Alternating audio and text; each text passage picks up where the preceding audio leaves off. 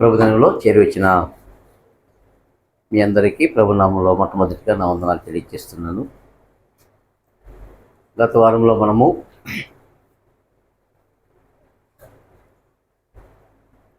రోమీయులకు రాసిన పత్రిక 8వ అధ్యాయము 28వ వచనంలో ఒక వాక్య భాగాన్ని మనము ఆలోచిస్తున్నాం. అందులో ప్రత్యేకించి పౌలు గారు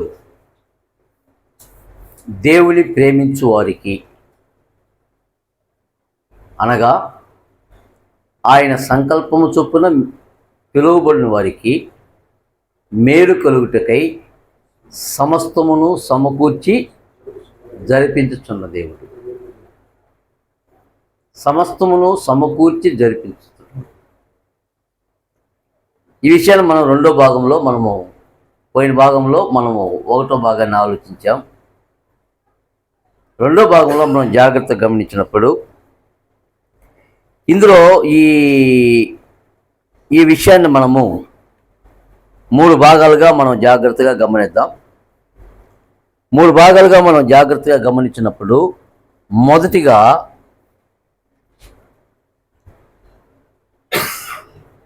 నీవైనా సరే నేనైనా సరే మనలో ఎవరైనా సరే దేవుని ప్రేమించు వారికి అనగా ఆయన సంకల్పము చొప్పున పిలువబడు వారికి మేలు కలుగుటకై సమస్తమును సమకూర్చున్నాడని ఎరుగుదుము అన్నాడు. ఇది మొదటి భాగం. ఎరుగుదుము.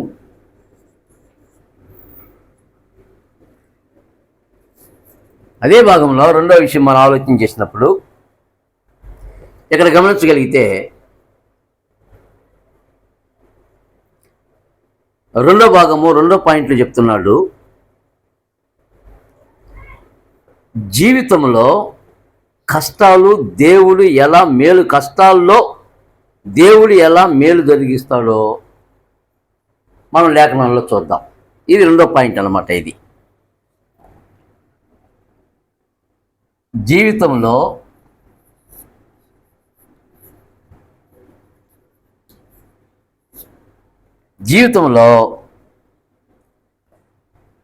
అంటే కష్టాల్లో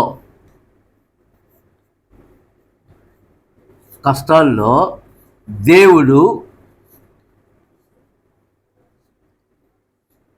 ఎలా మేలు కలిగిస్తాడో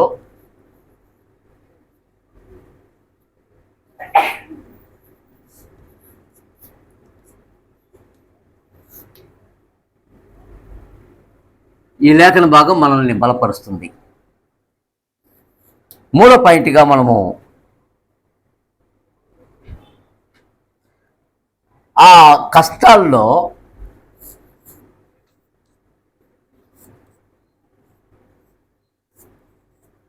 దేవుడు ఏం చేయబోతున్నాడు? మేలు తీసుకొని వస్తుంటాడు.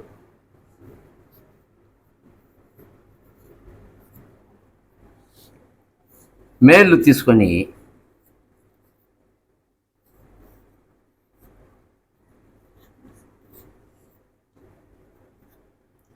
ఈ 3 భాగాలను మనం జాగ్రత్తగా గమనించినప్పుడు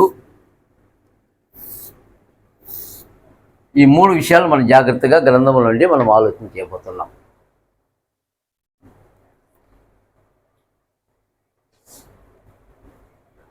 ఈ విషయం మనం జాగ్రత్తగా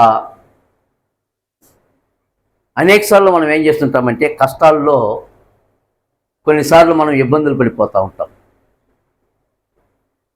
కానీ దేవుని కుమారులకు కుమార్తెలకు మాత్రము దేవుడు ఆయన మనకు ఎలా కష్టాల్లో కూడా మేలు కలిగిస్తాడో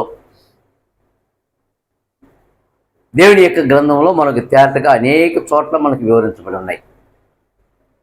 ప్రతిదాన్ని మనము గమనించకపోయినప్పటికీ కూడా ఏదో కొన్ని విషయాలు మనము దేవుడు మన జీవితాల్లో వచ్చే కష్టాల్లో నుండి ఎలా మేలు కలిగిస్తుంటాడు, మనకు ముందున్న భయభక్తులు కలిగిన దేవుని యందు భక్తులు కలిగిన భక్తి కలిగిన ఆ భక్తులు ఎలా వారు కష్టాలను అనిపించకుండా పోలా.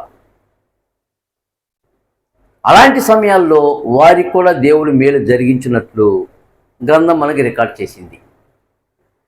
కాబట్టి ఇప్పుడు మనము ఈ 3 పాయింట్లు మనం నిదానంగా జాగ్రత్తగా గ్రంథాన్ని మన యొక్క ఆత్మ సంబంధమైన జీవితాన్ని హెచ్చరించుకోవడానికి ఆలోచించబోతున్నాం. ఆలోచన చేసినప్పుడు మొదటిగా ఈ పరిచయ భాగంలో మనం గమనిస్తే రోమాపత్రిక 8వ అధ్యాయము 28వ వచనము ఇక్కడ 3 భాగాలుగా మనకి వివరించబడుతుంది. ఈ 3 భాగాలుగా మనకి వివరించబడే ఈ విషయాన్ని మనం జాగ్రత్తగా గమనించితే ఇందులో మొదటిగా మనకు 3 విషయాలు తెలియజేస్తున్నాడు. ఈ 3 విషయాలు తెలియజేసే యొక్క సందర్భం ఏంటంటే, నంబర్ 1 ఏం తెలియజేస్తున్నాడు అక్కడ? ఎవరికి వాగ్దానము? వాగ్దానము ఎవరికి?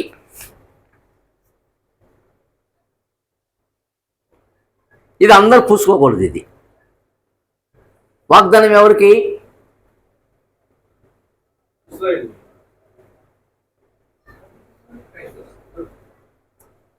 వాగ్దానం అనేది ఇచ్చాడు దేవుడు. ఎవరికి? దేవుని ప్రేమించే వారికి. అది సబ్జెక్ట్ అన్నమాట. ఇక్కడ మన మెయిన్ సబ్జెక్ట్ ఏంటంటే కష్టాల్లో కుంగిపోవద్దు. కష్టాల్లో కుంగిపోవద్దు. నీకొచ్చే కష్టాలు దేవుడికి తెలియకుండా అలా ఆ కష్టాల్లో దేవుడు నీకు మేలు కలిగిస్తాడు. ఈ సబ్జెక్ట్ని మనం జాగ్రత్తగా మన తలకాయలో పెట్టుకుందాం. కాబట్టి ఇప్పుడు రోమపత్రిక 8వ అధ్యాయము 28వ వచనం ఏం చెప్పింది? ఈ మూడు విషయాలు తెలియజేస్తుంది. ఆ 3 విషయాలు ఏంటి? ఎవరికి వాగ్దానము అనే ప్రశ్నిస్తే ఎవరికి? ఫస్ట్ దేవుని ప్రేమించేవారికి. ఇప్పుడు మనం దేవుని ఎంతగా ప్రేమిస్తున్నామో అది మనం జాగ్రత్తగా ఆలోచన చేయాలి. దేవుని ప్రేమిస్తున్నానంటే అర్థం ఏంటి? ఈ విషయం మనకి గ్రాహ్యం కావాలి కదా. నేను దేవుని ప్రేమిస్తున్నాను అంటే దాని భావం ఏంటి అన్నప్పుడు నీకు అది అర్థం కావాలి. ప్రేమించడం అంటే ఎలాగూ అంటే 1 యోహాను పత్రిక 5వ అధ్యాయము దేవుని ప్రేమించడం అంటే అర్థం చెప్తున్నాడు ఇక్కడ యోహాను గారు. 1 యోహాను పత్రిక 5వ అధ్యాయము 3వ వచనంలో గమనించినప్పుడు దేవుని ప్రేమించడం అంటే నీకు అర్థం అదిగో, మనము ఆయన ఆజ్ఞలను గైకొనుటయే దేవుని ప్రేమించుట. నేను దేవుని ప్రేమిస్తున్నానంటే ఎట్లా ప్రేమిస్తున్నావు? తండ్రి తన కుమారుని ఎంతో గాఢంగా పెంచుకొని ప్రేమిస్తుంటాడు. బిడ్డకి పోకిరోళ్ళు ఉన్నారు, ఇంటి ప్రక్కనో లేకపోతే బయటో. నాయనా వాళ్ళతో వెళ్ళొద్దు, వాళ్ళతో మాట్లాడొద్దు అని తండ్రి చెప్పాడు. అప్పుడు కుమారుని యొక్క బాధ్యత ఏంటి? కుమారుడు తండ్రిని ప్రేమిస్తున్నాడంటే దాని భావం ఏంటి? ఆ మాటలు వినుట. అంతే, మనిషి ఖాతలు లేకుండా నువ్వు చెప్పేది ఏంది నేను వినేది ఏంది అన్నట్టు వెళ్ళిపోతే అది ప్రేమించడమా? ప్రేమించడం కాదు. ఈ విషయాన్ని మనం జాగ్రత్తగా గమనించాలి. వాగ్దానము దేవుని ప్రేమించేవారికి. అప్పుడు ఎవరు వాగ్దానము దేవుణ్ణి ప్రేమించేవారికి అన్నప్పుడు అప్పుడు ప్రేమించడం అంటే అర్థం ఏంటి? ఎవరు ప్రేమిస్తున్నారంటే ఎవరైతే దేవుని యొక్క ఆజ్ఞల ప్రకారము గైకొని జీవిస్తుంటారో వారు మాత్రమే దేవుణ్ణి ప్రేమిస్తున్నారు. దేవుని ప్రేమ వేరు. దేవుడు ఆజ్ఞలు గైకొని మనల్ని ప్రేమించాల. ఆయనే మొదట మనల్ని ప్రేమించను. రోమపత్రిక 5వ అధ్యాయం తెలియజేస్తున్నాడు. ఏం తెలియజేశాడు? మనం శత్రువులమై ఉండగా ఆయన మనల్ని ప్రేమించాడు. మనం భక్తిహీనమై ఉండగా మనల్ని ప్రేమించాడు. మనం పాపులమై ఉండగా ఆయన మనల్ని ప్రేమించాడు. ఆయన ప్రేమిస్తున్నాడంటే ఆయన ఆజ్ఞలు గైకొనాల్సిన అవసరం లేదు. కానీ నువ్వు నేను దేవుణ్ణి ప్రేమిస్తున్నామంటే ఏం చేయాలి? ఆజ్ఞ ఇచ్చాడు. ఆయన ఆజ్ఞలు నేను జవదాడితే నేను దేవుణ్ణి ప్రేమించలేదు. నేను ఎప్పుడైతే ఆయన ఇది వద్దు అన్నాడు, అది నాకు కష్టతరమైనా లేదు నాకు ఇష్టం ఉన్నా నాకు ఇష్టం లేకపోయినా దేవుడు వద్దన్నాడు కాబట్టి నేను దాన్ని చేయకుండా మానాలి. అది ప్రేమించుతా అంటే. కాబట్టి ఇప్పుడు నువ్వు ఈ ఈ భాగంలో మనం జాగ్రత్తగా ప్రభువైన యేసుక్రీస్తు వారి గురించి ఆలోచించేద్దాం. యేసు దేవుని ఎలా ప్రేమించాడు అంటే, యేసు దేవుని ఎలా ప్రేమించాడు, తన తండ్రిని దేవుని ఎలా ప్రేమించాడు? యోహాను సువార్త 14వ అధ్యాయము.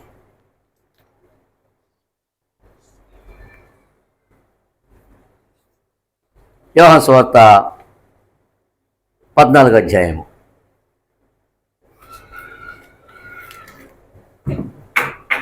ఆయన ప్రేమించాలంటే దాని యొక్క భావం ఏంటో మనం జాగ్రత్తగా గమనించాలి. ఎలా ప్రేమించాడు ప్రభువైన యేసుక్రీస్తు వారు తండ్రి అయిన దేవుణ్ణి అన్నప్పుడు? యోహాను సువార్త 14వ అధ్యాయంలో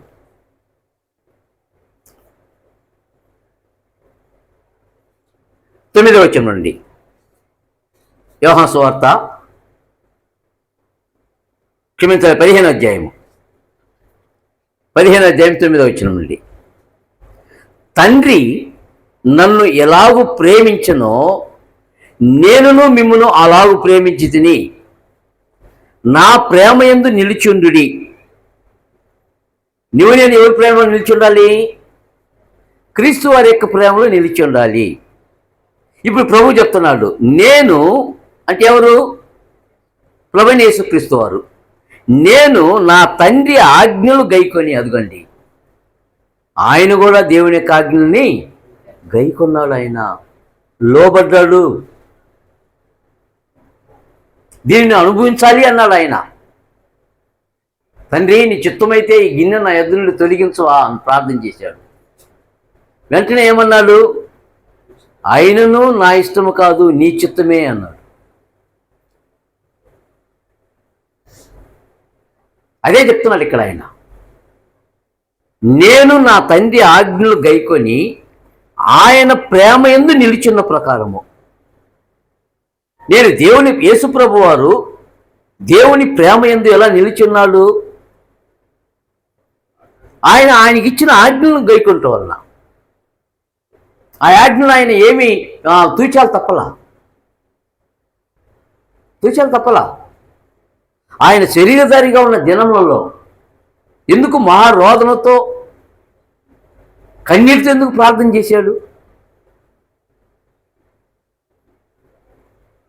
ఎందుకు అంత భారాన్ని నేను భరించాడు? దూషింపబడి తిరిగి ఎందుకు దూషించలేదు? శ్రమ పెట్టబడుతున్నప్పుడు ఎందుకు బెదిరించట్లేదు? ప్రతి విషయంలో తండ్రి యొక్క ఆజ్ఞలను ఆయనకు లోబడ్డాడు ఆయన. కాబట్టి ఇప్పుడు చెప్తున్నాడు, నేను నా తండ్రి ఆజ్ఞలు గైకొని ఆయనను నేను ప్రేమించిన ప్రకారము మీరు ఒకరినొకరు ప్రేమించుటయే నా ఆజ్ఞ. నేను యేసుప్రభుని ప్రేమిస్తున్నానంటే దాని అర్థమైంది. ఇప్పుడు చూద్దాం 14వ అధ్యాయము 24వ వచనంలో.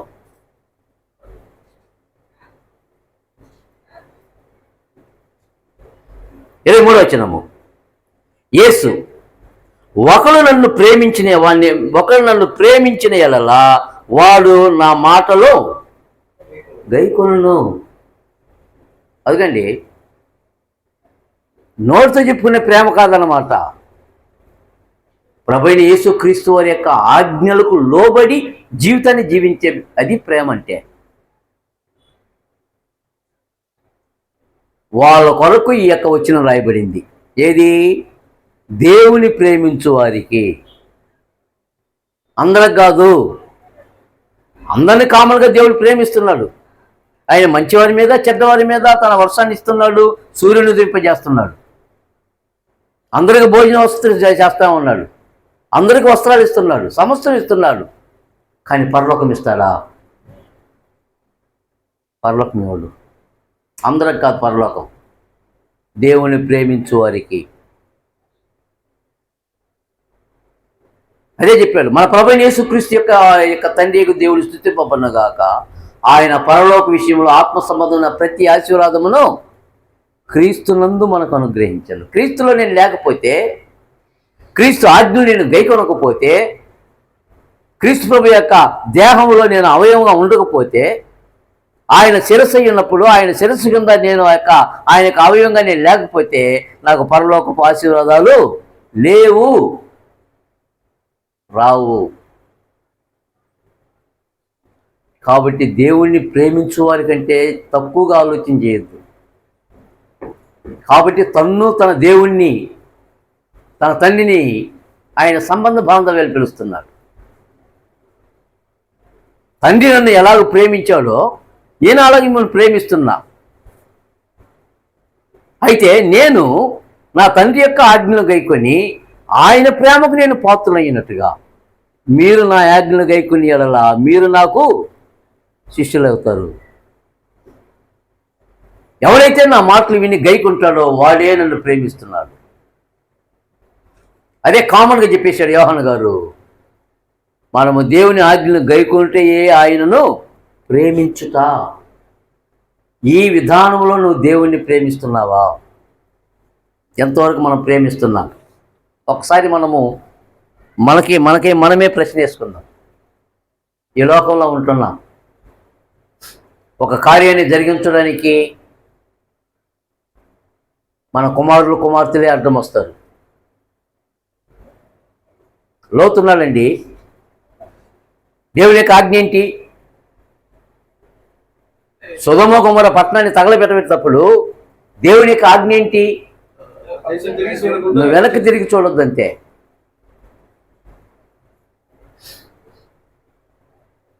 ఈ సిచ్యువేషన్లో వారు ఎంతమంది దేవుణ్ణి ప్రేమిస్తున్నారు? అదిగో ప్రేమ కనపడాలి. దేవుని ప్రేమించడంటే ఆయన ఆజ్ఞను గైకొనుట. అప్పుడు నేను ఎంతవరకు నేను దేవుడిని ప్రేమిస్తున్నానంటే ఆయన ఆజ్ఞ నేను గైకుంటున్నాను. ఒక ఉరిమింది అనుకో, వర్షం వచ్చేటప్పుడు భయంకరంగా ఉరిమింది, మన శరీరం ఎట్లా అవుద్ది? అదిరిపోతాయి. ఎక్కడ పిడుగుపడిందో మేము ఎక్క తిరిగి చూస్తాం మనం, లేదంటే పైనుంచి చూస్తుంటాం. ఆ మెరుపు మెరిచేటప్పుడు మన కళ్ళు కొంతసేపు కనిపించవు.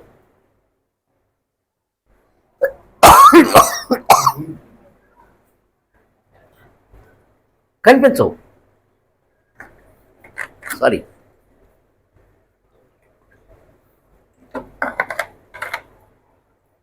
అలాంటి సమయంలో అంతకంటే భయంకరమైన ఒక శబ్దము, అగ్ని గంధకాలు దేవుడు భూమి మీదకి పంపించాడు. అది అన్ని ప్రాంతాలు, సొదొమ గొమొర్రా చుట్టుపక్కల ఉన్న ప్రాంతాలు, ప్రపంచానికి అంతటికి కాదు. సొదొమ గొమొర్రా అనే పట్టణాలు, దాని చుట్టుపక్కల ప్రాంతాలు. చిన్న శబ్దంతో దిగుంటుందా? ఆ అగ్ని వర్షము అనేది అగ్ని దేవునికి అక్కడ చెప్పారు, అగ్ని గంధకములు కురిపించాడు దేవుడు. కానీ నేను లోతైనా సరే, లోతు భార్య అయినా సరే, లోతు యొక్క కుమార్తె అయినా సరే, వాళ్ళు దేవుణ్ణి ప్రేమిస్తున్నామంటే వాళ్ళు ఏం చేయకూడదు? వెనక్కి తిరిగి చూడకూడదు.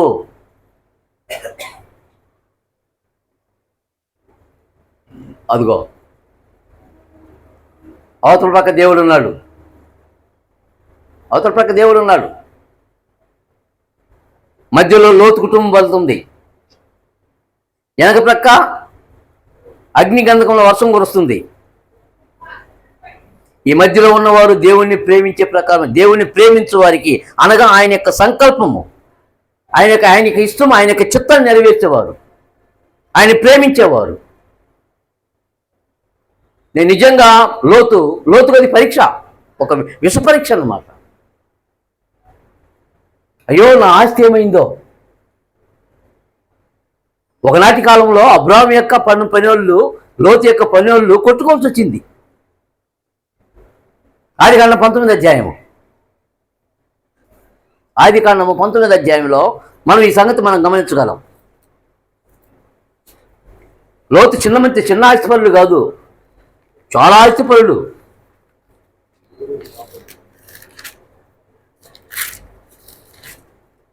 పంతొమ్మిది అధ్యాయము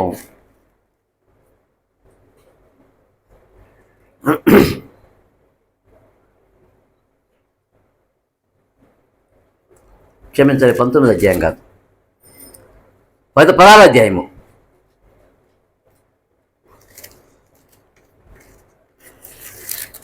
16 అధ్యాయం 13 అధ్యాయం అండి, క్షమించండి, 13 అధ్యాయం 1వ వచనం అండి. అబ్రాము తనకు కలిగిన సమస్తమును, తన భార్యను, తనతో కూడా లోతును వెంట పెట్టుకుని ఐగుప్తులో నుండి నెగమునకు వెళ్ళెను. అబ్రాము వెండి బంగారము పశువులు కలిగిన బహు ధనవంతుడై ఉండెను. ఎవరు? అబ్రాము. అతడు ప్రయాణం చేయొచ్చు దక్షిణం నుండి బేతేలు వరకు, అనగా బేతేలుకును హాయికును మధ్య తన గుడారం మొదట ఉన్న స్థలంలోకి వెళ్ళి తాను మొదట బలిపీఠమును కట్టిన చోట చేరెను. అక్కడ అబ్రాము యెహోవా నామమున ప్రార్థన చేసెను. అబ్రాముతో కూడా వెళ్ళిన లోతునకును, గమనించక్కడ ఎవరితో వెళ్ళాడు? అబ్రాముతో వెళ్ళినాడే. అబ్రాముతో వెళ్ళిన లోతునకును గొర్రెలు, గొడ్లు, గుడారములు ఉండెను కనుక వారు కలిసి నివసించుటకు ఆ ప్రదేశము చాలకపోయాను. ధనవంతుడా కాదా? ఈ ధనవంతం ఏం చేయాలా? సొదొమ తగలబడుతుంది, భయంకరమైన నిప్పు. న్యాయంగా అసలు వెనక్కి తిరిగి చూడాల్సి వచ్చింది, లోతే తిరిగి చూడాల. అయ్యో, నా ఆస్తి, నా గొడ్లు, నా పశువులు, నా ఒంటెలు, నా యొక్క గార్ధబలు, అయ్యో సంపాదించిన ఆస్తి అంతా నిప్పుపాలు అవుతుంది అని న్యాయంగా లోతు ఎదురు చూడాల, లోతు తిరిగి చూడాల. కానీ లోతు దేవుని ప్రేమించేవాడు కాబట్టి స్ట్రైట్గా, అదిగో నేను స్ట్రైట్గా నేను వెనక్కి తిరిగి చూడకుండా నా దేవుని దగ్గరికి వెళ్ళాలి.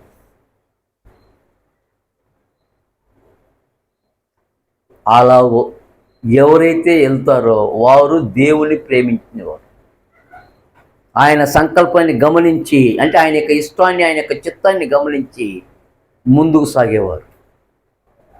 తన గోల్ అంతా సులభంగా దేవుని యొక్క ఆజ్ఞ, నా దేవుడు నన్ను వెనక్కి తిరిగి చూడొద్దని చెప్పేశాడు. కానీ అదే పరీక్ష లోతు యొక్క భార్యకి వచ్చింది. న్యాయంగా స్త్రీకి శిరసేవుడు పురుషుడు. తన పురుషుడు ముందెళ్తున్నాడు, ఈ అమ్మాయి ఎవరిని చూడాలా? తన భర్తను చూడాలా. కానీ ఏం జరిగింది? దేవుని ప్రేమకు పాత్రాలు కాల. తన పురుషుని వెంబడించడానికి బదులు తన ఆస్తి, ఒకవేళ అదొక కారణమై ఉండొచ్చు. అయ్యో, నా సమకూర్చిన ఆస్తి, నా బంధుజనము, ఆమె ఎక్కడి నుంచి వచ్చిందో తెలియదు మనకి. ఒకవేళ ఆమె సొదొమ గొమొర్రా పట్టణానికి సంబంధించిన ఒక స్త్రీ ఉండొచ్చు. కారణం ఏంటంటే లోతు అబ్రాహాముతో బయలుదేరినప్పుడు పెళ్ళైనడు కాడు. పెళ్ళైనట్టుగా మనకు చూపెట్టలా. ఒకవేళ పెళ్ళి అక్కడ చేసుకుంటుందేమో, ఆ మక్కువ ఉండొచ్చు. దేవుని యొక్క విషయాలు పూర్తిగా సంపూర్ణంగా గ్రహించలేకపోవచ్చు ఆమె పేరు తెలియదు. లోతు భార్య అని తెలుసు అంతే మనకి. అదే ప్రభు చెప్తున్నాడు, లోతు భార్యను జ్ఞాపకం చేసుకున్నాడు.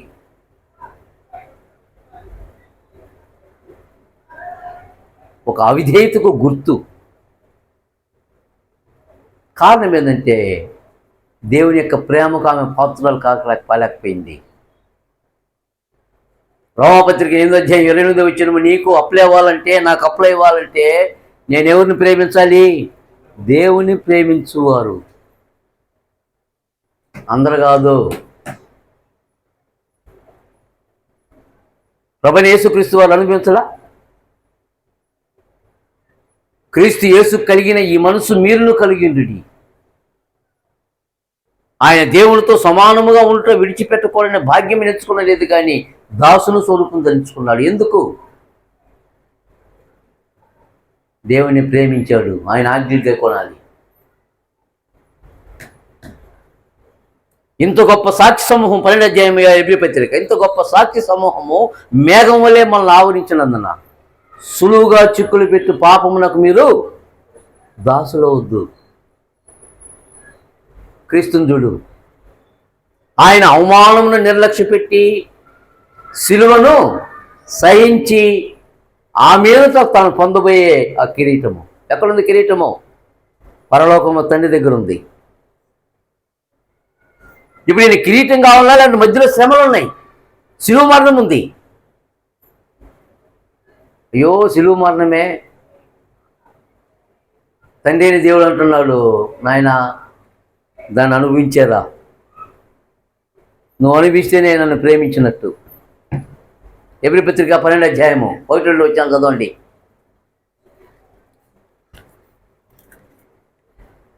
ఎబ్రీలకు 12వ అధ్యాయము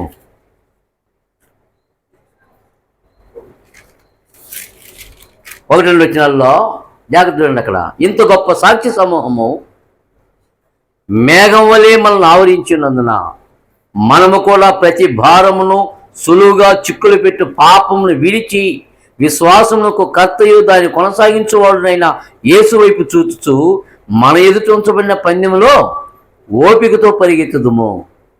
ఆయన అంటే ప్రభువైన యేసుక్రీస్తు వారు, ఆయన తన ఎదుట ఉంచబడిన ఆనందము కొరకై.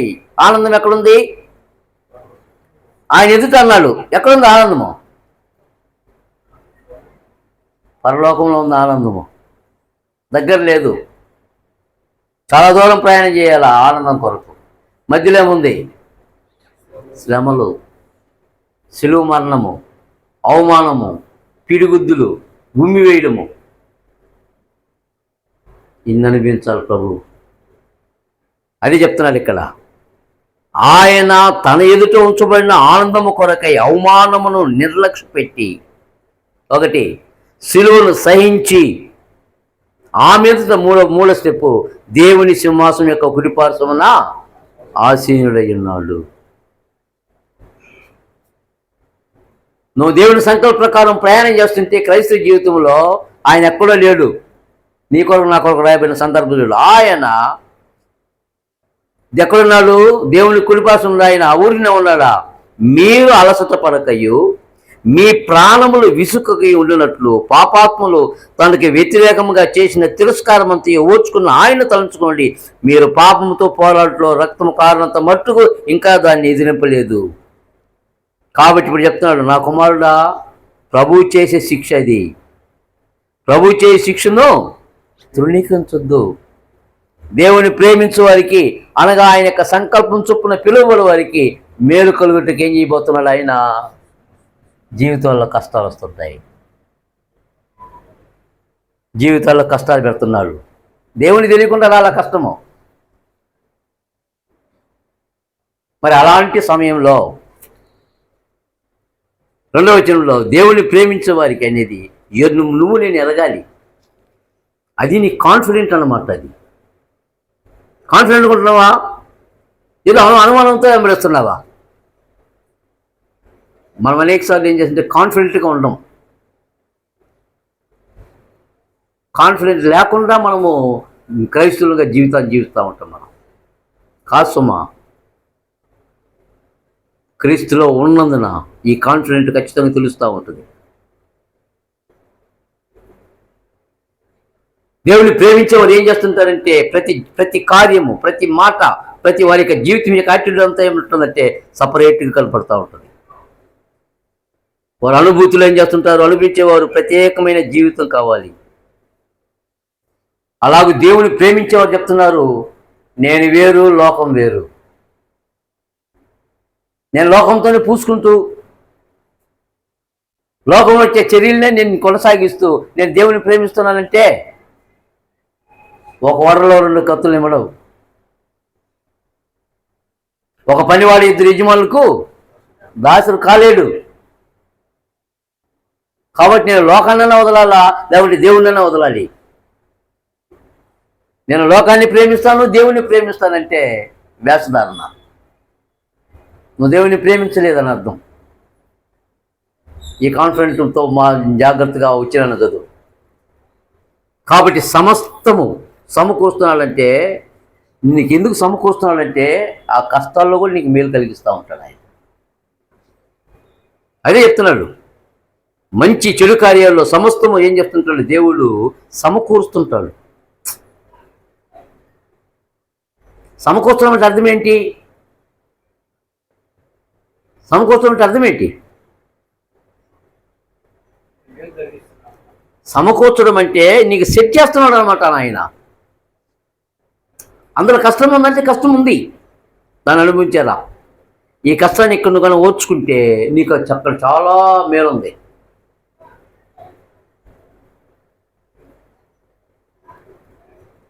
రోజా పూలు చూసారా? ఎంతమంది చూశారు రోజా పూలని? రోజా పువ్వు చెట్లను చూసారా? నేను చెట్లను చూడాల మీరు చెట్లు చూసారా లేదా? ఏమంటాయి వాటికి? ముళ్ళు కూడా ఉంటాయి. దాని దగ్గరకు పోతే గుచ్చుకుంటాయి ఖచ్చితంగా కాదు. కానీ ముళ్ళు కంటికి కనపడదు ఎక్కువగా. ఆ పువ్వు దేవుడు ఎక్కడ పెట్టాడు? ఆ ముళ్ళు దగ్గర పెట్టినాడు. నువ్వు పొరపాటున స్పీడ్కి పెట్టినావు అనుకో చెయ్యి, ఖచ్చితంగా గుచ్చుకుంటుంది. రోజా ఏమో చాలా మృదువుగా ఉంటుంది, మంచి వాసన, ఆహ్లాదకరంగా జీవితానికి మేలైంది దేవుడు అక్కడ పెట్టాడు. కానీ కింద ముళ్ళు పెట్టినాడు. కానీ మనం చూసేదంతా ఏం చూస్తామంటే అనేకసార్లు రోజా పువ్వును చూస్తుంటాం, కింద ముళ్ళు ఉన్నాయి. క్రైస్తవుడా, లోకం అనే ముళ్ళు ఉంది, గుచ్చుకుంటుంది. పరలోకాన్ని పైన పెట్టినాడు. మన జీవితంలో పరలోకం అనేది పైన పెట్టినాడు, కింద ముళ్ళులు పెట్టినాడు. ఏంది ఆ ముళ్ళు?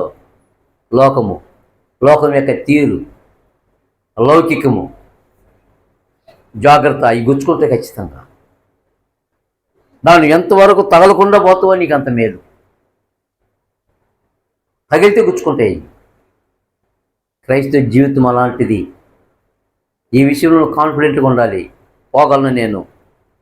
ప్రభు ఆ మార్గాన్ని వెళ్ళిపోయాడు, అపోస్తులు ఆ మార్గాన్ని వెళ్ళిపోయారు, ఆది క్రైస్తువులు ఆ మార్గాన్ని వెళ్ళిపోయారు. ఈరోజు నువ్వు నేను కొత్తగా పోలా రికార్డ్ క్రియేట్ చేయడానికి. మనం కొత్త రికార్డ్ ఏమైనా చేయగలమా? కావు. క్రీస్తు కూడా మీ కొరకు బాధపడి మీరు తన అడుగు జాల్యంలో నడుచుకున్నట్లు ఆయన ముంచిన మాదిరే నేను పోతున్నా, నువ్వు వస్తున్నావు అంతే. అయికేం లేదు. అందులో అవమానాలు ఉన్నాయి, అందులో హేళనలు ఉన్నాయి, అందులో ఎత్తిపొడుపులు ఉన్నాయి, అందులో బాధలు ఉన్నాయి, అందులో కష్టాలు ఉన్నాయి, శ్రమలు ఉన్నాయి. వీటన్నిటిని తట్టుకుంటున్నారు. అవన్నీ ఒక్కొక్క ముళ్ళు. నీకు ఏ ముళ్ళు ఎప్పుడు గుచ్చుకుంటుందో తెలియదు. కానీ ఆ రోజా నీ చేతికి వచ్చేంత వరకు కష్టమే. అంత సామాన్యంగా రాదు నీకు. కాబట్టి జాగ్రత్తగా. క్రైస్తవులు అనేవాడు దేవుణ్ణి ప్రేమించేవాడు. 2 ఆయన సంకల్పం చొప్పున పిలువబడేవాడు. 3 నీ యొక్క కాన్ఫిడెంట్లో ఏముండాలంటే నాకు కష్టాల్లో కూడా దేవుడు మేలు చేస్తాడు అనే ఈ ఆలోచన అనేది మనము లోపల అంతరంగంలో గూడు కట్టాలి. అంతరంగంలో గూడు కట్టుకొని నీ ప్రయాణం, క్రైస్తవ జీవితంలో ప్రయాణం కొనసాగాలి. అలాగ నువ్వు కొనసాగిస్తే జాగ్రత్త చెప్తున్నాడు. అలాగూ నువ్వు దేవుని యొక్క ఆజ్ఞను గైకుంటూ ఆయన్ని ప్రేమిస్తే దేవుడు ఏం చేయబోతున్నాడు? నీకు కీడులో కూడా మేలు చేస్తుంటాడు. కీడులో కూడా మేలు చేస్తాడు ఖచ్చితంగా. రైట్. ఇప్పుడు 2వ పాయింట్కి వద్దాం. కీడులో దేవుడు ఎట్లా మేలు చేస్తాడు? కీడు వచ్చింది, ఎక్కడ మేలు చేస్తాడు ఆయన? ఏం మేలు చేస్తాడు? ఏమైనా లేఖనమైన ఆధారం ఉందా? నిర్గమకాండము 15వ అధ్యాయము.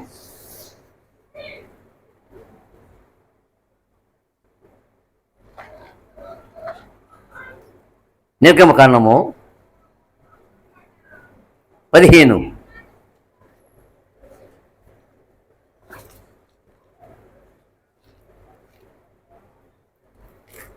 ఒక సందర్భం జరిగింది అక్కడ.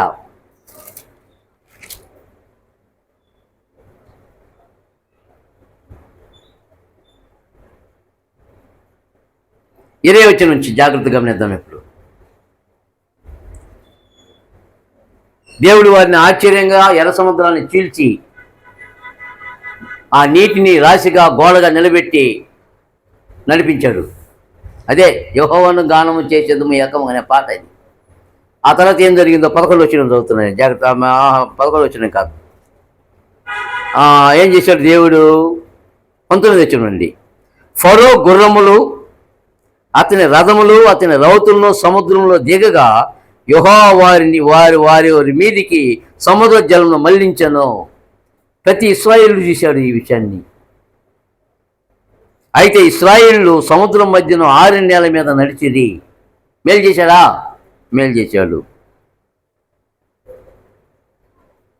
అప్పుడు ఈ మేలు మర్చిపోకుండా మోషే గారి యొక్క అక్క మరియు అహరోను సహోదరి ప్రవక్త మిరియాము తంబుర్లను చేతబట్టుకొని స్త్రీలందరూ తంబుర్లతోనూ నాట్యముతోనూ ఆమె వెంబడి వెళ్ళగా మిరియాం వారితో కలిసి ఇట్లు పలికి ఎత్తి పాడాను.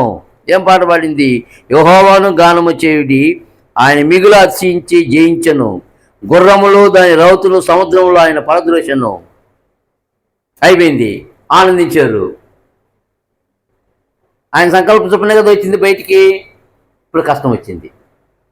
ఎలాంటి కష్టం వచ్చిందో కింద చూడండి, అక్కడ 22వ వచనము. మోషే ఎర్ర సముద్రం నుండి జనులను సాగచేయగా వాడు షూర్ అరణ్యమునికి వెళ్ళి దానిలో 3 దినములు నడిచిరి. సముద్రంలో ఎన్ని దినాలు నడిచారో తెలియలా, కానీ సముద్రం దాటి వచ్చిన తర్వాత ఎన్ని దినాలు నడిచారు? ఆనందంతో నడిచారు 3 దినాలు. ఒక దినం భలే సంతోషంగా ఉన్నది వాళ్ళకి. అబ్బా, ఎప్పుడు చూసినా ఎవరు పెట్టినా ఈ మాటనే, దేవుడు వాళ్ళని కాపాడినాడు, సముద్రం నుండి బయటికి తీసుకొచ్చాడు. ఎందుకంటే వాళ్ళు కళ్ళు చూశాయి ఆ సముద్రం యొక్క నీళ్ళు ఎట్లా దేవుడు నిలబెట్టాడో చూశాయి. 6 నెలల మీద ఎట్లా నడిచారో చెప్పుకున్నారు. 2వ రోజు అయింది, కొంచెం నీరసం వచ్చేసింది. 3వ రోజు అయింది, ఈ నీరసం కష్టమైంది. ఏంది మోసే, 3 దినాలు అయిపోయింది, తాగడానికి నీళ్ళు లేవు కదా మాకు, ఆడబట్టే తెచ్చుకుంటాము, నీళ్ళు ఎక్కడి నుంచి తెచ్చుకోవాలా? తెచ్చుకుని నీళ్ళు వెళ్తే ఎంత తెచ్చుకుంటాం మనము? సరే, ఒక క్యాన్ తెచ్చుకుంటామా? ఒక క్యాన్ ఎన్ని రోజులు వస్తాయి? ఒక కుటుంబానికి దగ్గర దగ్గర ఒక 2 రోజులు వస్తాయి అనుకోండి. 20 లక్షల మందికి ఎన్ని క్యాన్లు కావాలా? ఉప్పు నీళ్ళు తాగుతారా? సముద్రం నీళ్ళు తాగుతారా? తాగలేరు. సరే, బావి కావాలా? బావి ఉందా? బావి లేదు. ఏమైనా చెరువు ఏదైనా ఉందా? చెరువు లేదు, ఎడారి. మరి అక్కడ నీళ్ళు ఎక్కడ వస్తుంది? కష్టం వచ్చింది. మరి అలాంటి పరిస్థితులు జాగ్రత్త చూద్దాం. మోషే ఎర్ర సముద్రం నుండి జనులను సాగచేయగా వారు షూర్ అరణ్యంలోకి వెళ్ళి దానిలో 3 దినములు నడిచిరి. అచ్చట వారికి నీళ్లు దొరకలేదు. కష్టం వచ్చేసిందా? కష్టం వచ్చేసింది. ఎందుకు కష్టం పెట్టాడు దేవుడు? దేవుడికి తెలియదా? నువ్వు నేను అనుకోవచ్చు, అదే సముద్రాన్ని చీల్చిన దేవుడు,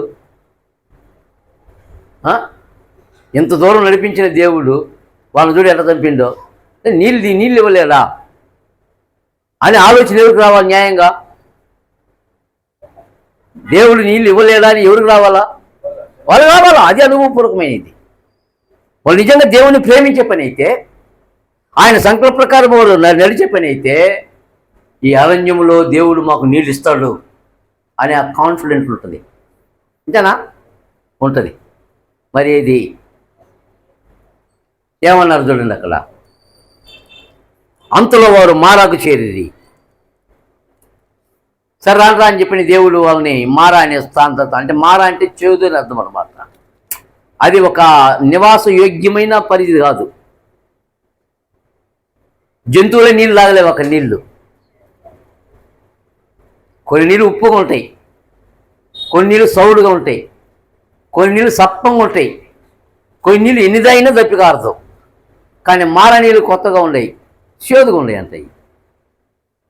ఆ చేదు ఉండడానికి ఏం కలుపుతారో తెలియదు, అది ప్రకృతిలోనే ఉంది. ఆ స్థలానికి వచ్చేసాడు. ఎందుకు తీసుకొచ్చాడు? విశ్వాసంతో నన్ను వెతుకుతారు వీళ్ళు.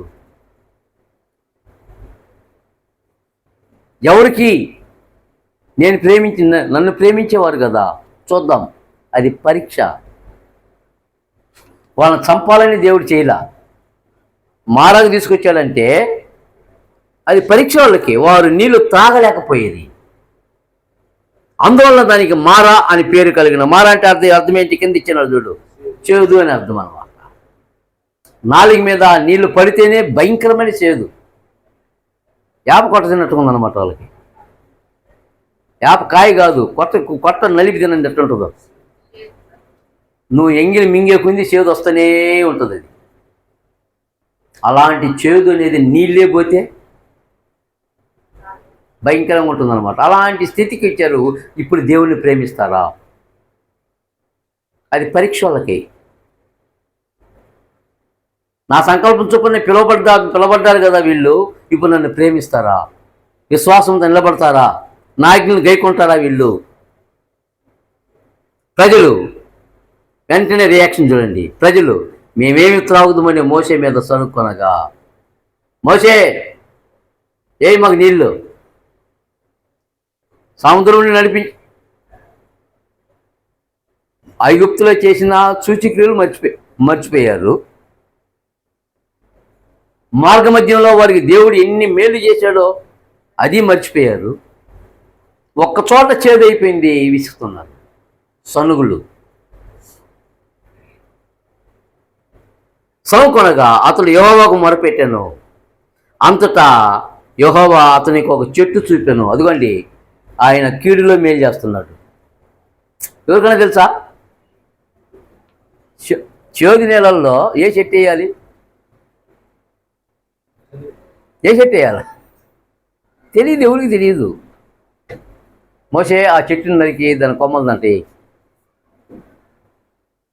దేవుని ప్రేమించే వారికి, అనగా ఆయన సంకల్పం చొప్పున పిలువబడు వారికి కష్టాల్లో సైతము మేలు కలిగిస్తుంటాడు. ఆయన జీవితంలో కష్టాల్లో దేవుడు ఎలా మేలు కలిగిస్తాడో మారా నీళ్ళు చెప్తున్నాయి. ఆ నీళ్ళు తాగలేకపోయారు.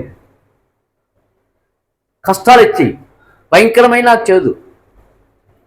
చిన్నబిడ్డలు, పెద్దవాళ్ళు, ముసలోళ్ళు, యవనస్తులు, ఎంతమంది లక్షల మంది త్రాగడానికి వెళ్ళలేదు. అలాంటి సమయంలో ఈ విష పరీక్షలో మోషే గారు ప్రార్థన చేస్తున్నారు. అయ్యా, మా పరిస్థితి తాగడానికి నీళ్ళే లేవే, ఇంకొంతసేపుట నన్ను రాళ్ళతో కూడా చంపేస్తారు. ఎందుకు మోషే నాకు ప్రార్థన చేస్తున్నావు? అవి రా, అక్కడికి రా. గమనించండి, ఇక్కడ నేను మళ్ళీ చదువుతున్నా. నేను ప్రజలు మేమేమి త్రాగుదమని మోషే మీద సనుకొనగా అతడు యెహోవాకు మొరపెట్టాను. ప్రజలు ఎందుకు మొరపెట్టలేదు? న్యాయంగా ఎవరు ఆ కష్టాలు నమ్మించేది? వాళ్ళు మొరపెట్టాలి న్యాయంగా. అయ్యా, సముద్రం నుండి మమ్మల్ని కాపాడినావు, ఐగుప్తు దేశం నుండి మమ్మల్ని కాపాడినావు, భయంకరమైన అరణ్యంలో మమ్మల్ని కాపాడావు, మాకు నీళ్ళు దేవా, మాకు నీళ్ళని న్యాయంగా వాళ్ళు ప్రార్థన చేయొచ్చు కదా.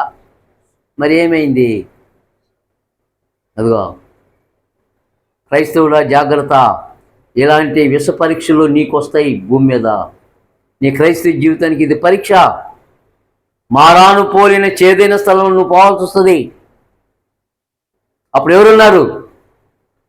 నీ రక్షకుండకు యేసే నడుపును. ఆ కాన్ఫిడెంట్ ఉందా? ఇది పరీక్ష నీకు. దేవుని ప్రేమిస్తే నాకు యేసున్నాడు, నా మార్గాన్ని ఆయన కరెక్ట్ చేస్తాడు, నా కష్టాలను బాపుతాడు ఆయన, నేను యేసు యొక్క ఆజ్ఞలు గైకొని జీవిస్తున్నా నేను అనే కాన్ఫిడెంటే మారా నీళ్ళు అతనికి చేసి తీపి నీళ్ళుగా. కారణం ఏంటంటే యేసు అనే చెట్టు ఉన్నాడు అక్కడ.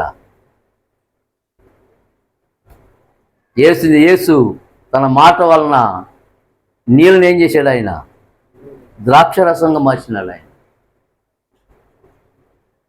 నీళ్లను రోగికి మందుగా ఇచ్చాడు. పోయి సిలోముని కోనేటికి పోయి కడుక్కోపో. సిలోము కోనేట్లో కడుక్కుంటే కళ్ళు వస్తాయా? ఎవరికి వచ్చినాయి? కానీ గుడ్డోడికి వచ్చినాయి. ఎందుకు? ప్రేమించిన వాడు, ఆజ్ఞలు గైకొన్నాడు. ఇవన్నీ మనకు పాఠాలు. ఇవన్నీ మనం అనేకసార్లు దేవుని ప్రేమించే వారికి, అనగా ఆయన సంకల్పం చొప్పున పిలువబడి వారికి మేలు కలుగుటకి సమస్తం సమకూర్చి జరుగుతున్నామని ఎరుగుదామని చెప్పని ఒక 2 నిమిషాల్లో ఒక క్షణంలో చదివి వెళ్ళిపోతాం మనం. కానీ నిలబెట్టి చదువు, ఆ వచనంలో యొక్క భావం మనకు కలపడుద్ది. దేవుడు కష్టాల్లో సైతము, మన జీవితంలో వచ్చే కష్టాల్లో దేవుడు మేలు కలిగిస్తుంటాడు. అదే మేలు కలుగుటకై సమస్తాన్ని నీకు నీ దృష్టికి చేదుగా ఉంది. అయ్యో చేదైన నీళ్ళే, అయ్యో చేదైన కష్టమైన పరిస్థితే, అయ్యో తట్టుకోలేని పరిస్థితే అని మనము మన కష్టాలను చూస్తూ ఉంటాం, ఆ మారాన్ని చూస్తుంటాం మనం. కానీ ఎవరున్నాడు వెనకాల? యేసున్నాడు.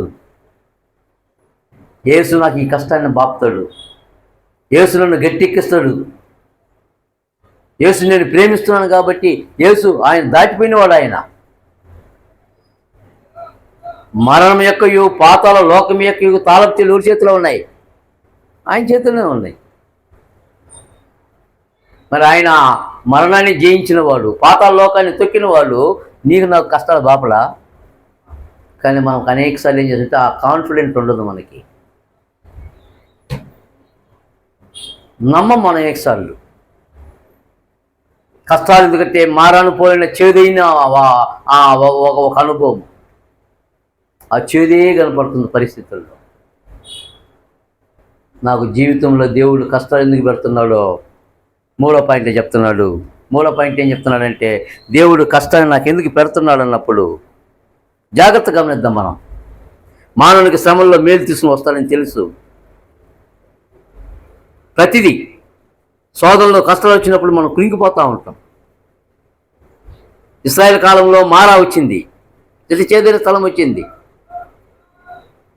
అలాగే మన క్రైస్తవ జీవితంలో ఖచ్చితంగా వస్తూ ఉంటాయి మారాను పోలిన చేదైన స్థలాలు, అనుభవాలు, పరిస్థితులు, అనుకూలం లేని పరిస్థితులు. అలాంటి సమయంలో దేవుడు మానవులను శిక్షకు పంపేది ఎందుకో తెలుసా? ఎందుకు తీసుకొస్తున్నాడు ఇలాంటి శిక్షలు, ఎందుకు ఇలాంటి కష్టాలు తీసుకొస్తున్నాడు అంటే, ఎందుకు? నీకు నాకు క్రీస్తు వారి యొక్క రూపము రావాలి, ఆయన స్వరూపము రావాలి, తట్టుకునే ఒక ఆ యొక్క అనుభూతి మనకు తెలియాలి, అనుభూతి తెలియాలి మనకి.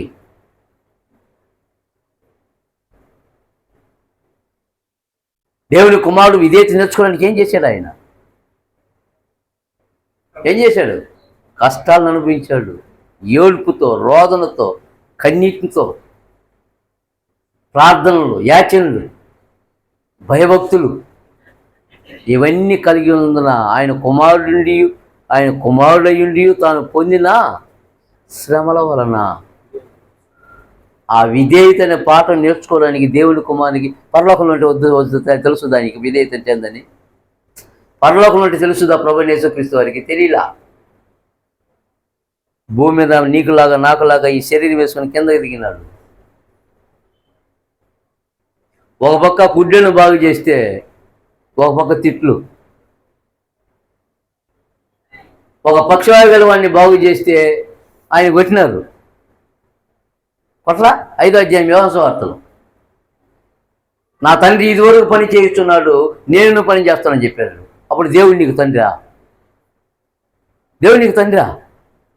దేవునితో సమానంగా చేసుకుంటున్నావే నీవు? కాబట్టి ఆ మాటకు యూదులు యేసుని హింసించింది. ఒక పక్షవాతం తీసుకోగలరు కానీ నీకు పరుపుతోనే దింపినారు. పరుపుతో దింపినప్పుడు అతను చూశాడు ప్రభువైన యేసుక్రీస్తు వారు. చాలా సంతోషమయ్యా, నువ్వు నా దగ్గరికి తీసుకురాబడ్డావు, నీ రోగం బాగైపోద్ది అన్నాడు ఆయన. కుమారుడా, నీ పాపములు క్షమించబడ్డాయి అన్నాడు. ఒక మనిషి పాపాలు క్షమించబడడానికి ఎవరికి అధికారం ఉంది? ఇతనేం చేతును? ఇతను మానవుడై ఉండి పాపాలను ఎలా క్షమించగలడు? దేవుడే కూడా క్షమించాల పాపాలని. ఇది దేవునితో సమానంగా చేసుకుంటున్నాడు. ఆయన ఏం చేశాడు? ఆయన తరుముకొని కొండ మీదకి తరిమి అక్కడి నుంచి కిందకు దోచేద్దాము. ఎందుకు? ఒక పక్షవాయు కలిగిన వాళ్ళని బాగు చేసినందుకు.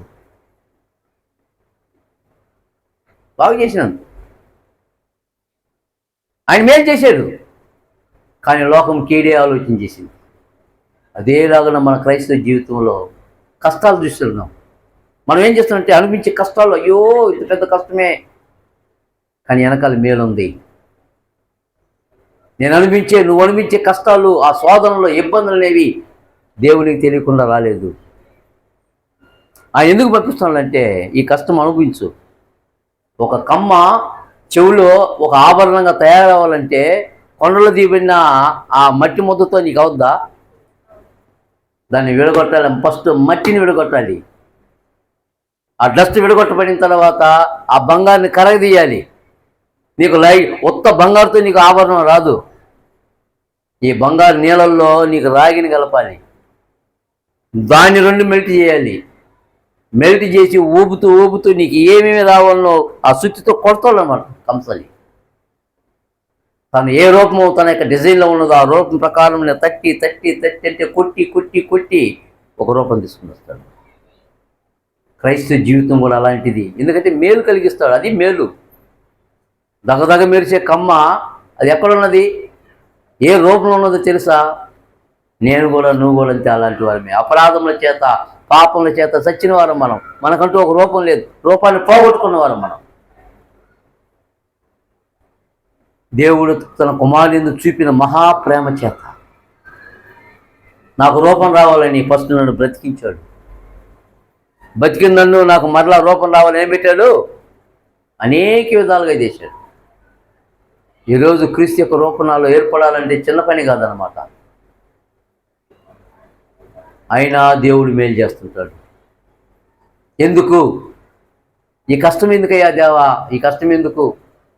పోయిన వారం ఆలోచన చేశాం. భక్తుల యొక్క శ్రమను ఆ క్షేమం చూసి ఆశాబాధకు ఏమైంది?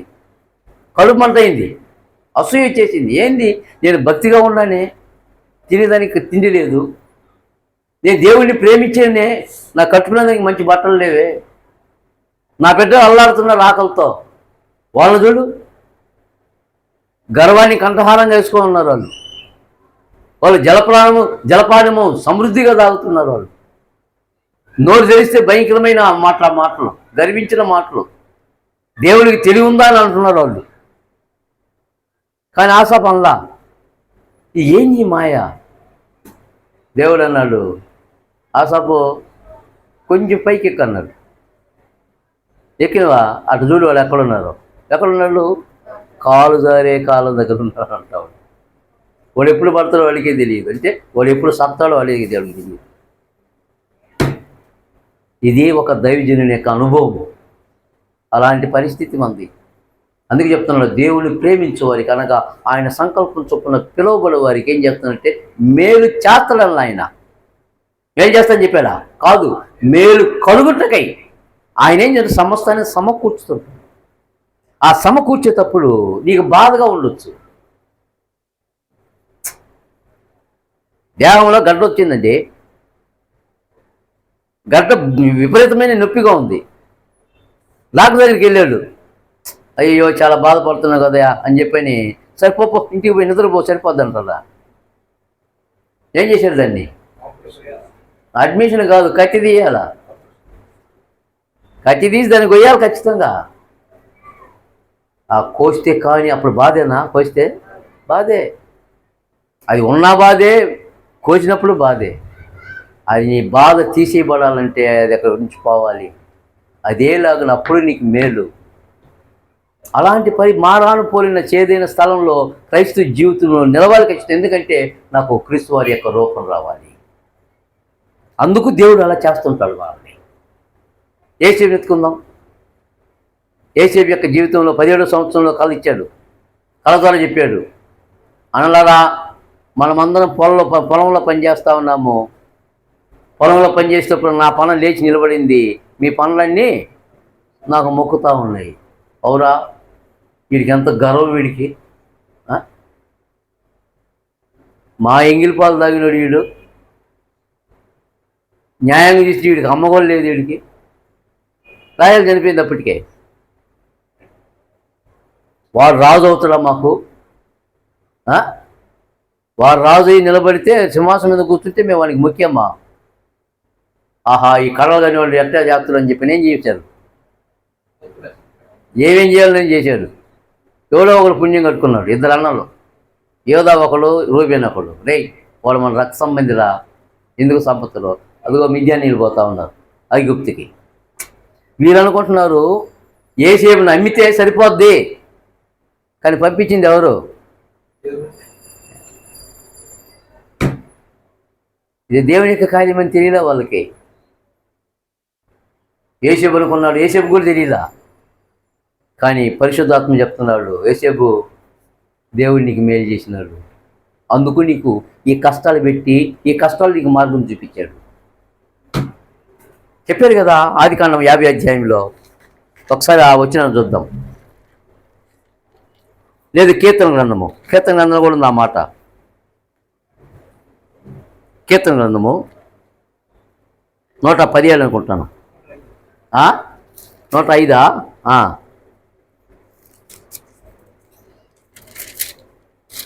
105 కీర్తన.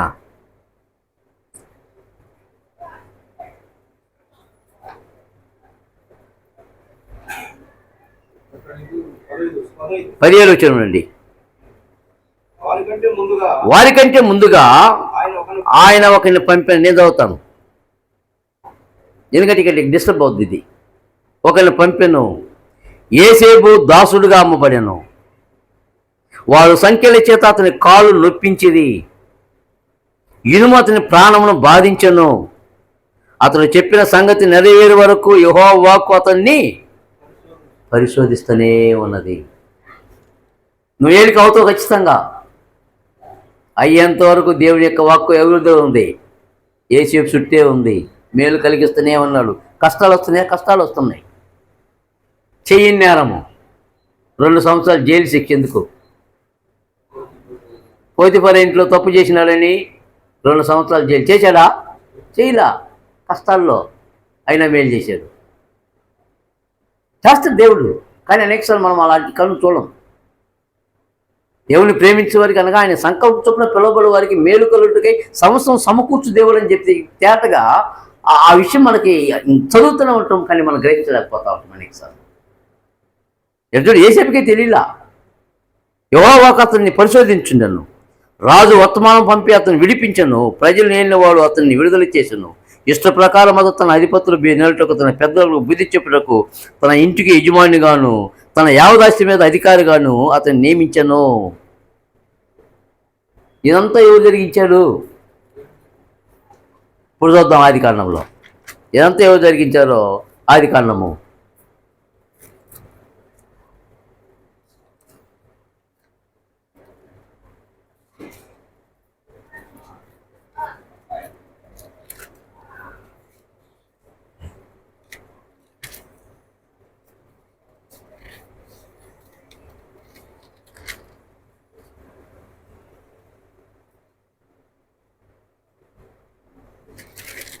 ఆదికాండం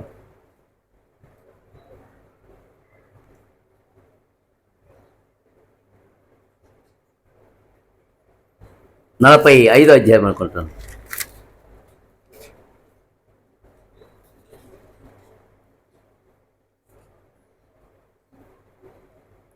45 అధ్యాయము 6వ వచనం నుండి 45:6 నుండి. 2 సంవత్సరముల నుండి కరువు దేశంలో ఉన్నది, సేద్యమైనను కోతయను లేని సంవత్సరంలో ఇంకా 5 వచ్చును. మిమ్మల్ని ఆశ్చర్యముగా రక్షించి దేశంలో మిమ్మల్ని శేషముగా నిలుపుటకును ప్రాణముతో కాపాడుటకును దేవుడు మీకు ముందుగా నన్ను పంపించను. అదిగోండి, దేవుడే పంపించాడు. ఎప్పుడు తెలిసింది యేసేపుకి? అదిగో ఆ మేలు చేకూర్చబడినప్పుడు, మేలు కలుగుటకి సమస్తం సమకూర్చినప్పుడు, ఆహా దేవుడే కదా ఇంత చేసింది. కలర్ రప్పించింది దేవుడు, గుంటలో నుండి బయటికి తీపిచ్చింది దేవుడు, మిద్యానులకి అమ్మ చెప్పింది దేవుడు. యేసేపు నడిచిపోతుంటే యేసేపుతో కూడా ఎవరు వెళ్ళారు? దేవుడే పోయాడు. ఆయన సన్నిధి ఉన్నది. ఆయన పోయిన చోటల్లా దేవుడు దీవించాడు. ఉంటేనా లేకుంటేనా? ఉంటేనే.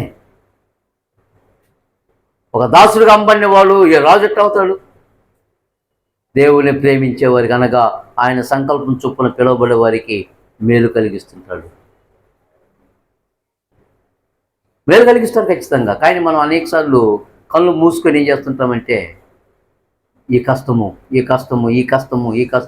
అరే ఈ కష్టం అనుభవించేది ఎందుకంటే, నేను అనుభవించాలి ఎందుకంటే నాకు క్రీస్తు వారి యొక్క రూపం రావాలి. ఒక రూపం వచ్చింది యేసేపు గారికి. దేవుడు చెప్పిన రూపం వచ్చిందా? మరి మనకు రూపం రావాలి కదా. మనకు రూపం రాకుండా పరలోకానికి చేస్తాడు దేవుడు. పరలోకంలో రావాలంటే క్రీస్తు వారి యొక్క రూపంలో ఉండాలి. రూపం అంటే ఆయన ఎట్లుంటాడు అట్లనే కాదు, ఆయన యొక్క స్వభావ లక్షణాలు, ఆయన గుణాతిశయాలు, ఆయన ఏం జరిగించాడో, దేవుడిని ప్రేమించినవాడు, దేవుని యొక్క ఆజ్ఞలు గైకొన్నవాడు ప్రభువైన యేసుక్రీస్తు వారు. అలాంటి గుణం నాలో ఎదగాలి. ప్రతి సమయంలో, కష్టాల్లో, ఇబ్బందుల్లో, వేదనలో, కరువులో, కాటకాలలో, వీటన్నిటిలో నేను క్రీస్తులో నిలబడాలి. అది స్వభావ లక్షణాలంటే. అలాంటప్పుడు ఆ వచనం నీకు నాకు పనిచేస్తుంది. కాబట్టి మరలా ఒకసారి వచనం చదివి ముగిస్తాను నేను. దేవుని ప్రేమించు వారికి అనగా మర్చిపోయినా నేను. అభిషేక్ చెప్పు, కంటిన్యూ. అనగా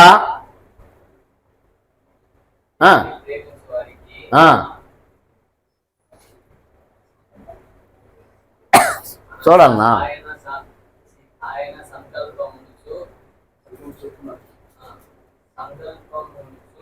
సంకల్పము చొప్పున. ఇంగ్లీష్ రాసుకోండు, చదువు.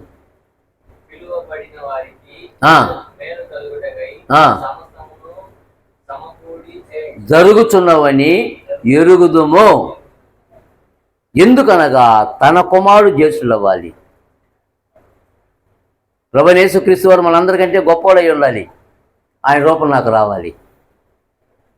అందుకు దేవుడు సమస్తము అక్కడ ఏం చేస్తుంటాడు మనం ఎరగాలి. జీవితంలో కష్టాల్లో దేవుడు ఎలా మేలు కలిగిస్తాడో అది తెలుసుకోవాలి. ఆ కష్టాల్లో దేవుడు మేలు కలిగి తీసుకొచ్చి మనల్ని ఒక రూపం తీసుకొని వస్తాడు. ఆ రూపం రావాలి. ఆ రూపము క్రీస్తు వారి యొక్క రూపం అయ్యి ఉండాలి. ఆ రూపంలోకి వచ్చినప్పుడు అప్పుడు పరలోకానికి తీసుకుంటాడు. అలా క్రీస్తు యొక్క రూపం మనలో ఏర్పడే వరకు దేవుని ప్రేమిస్తూ ఆయన ఆజ్ఞలు గైకొంటూ ముందు కొనసాగుదాం.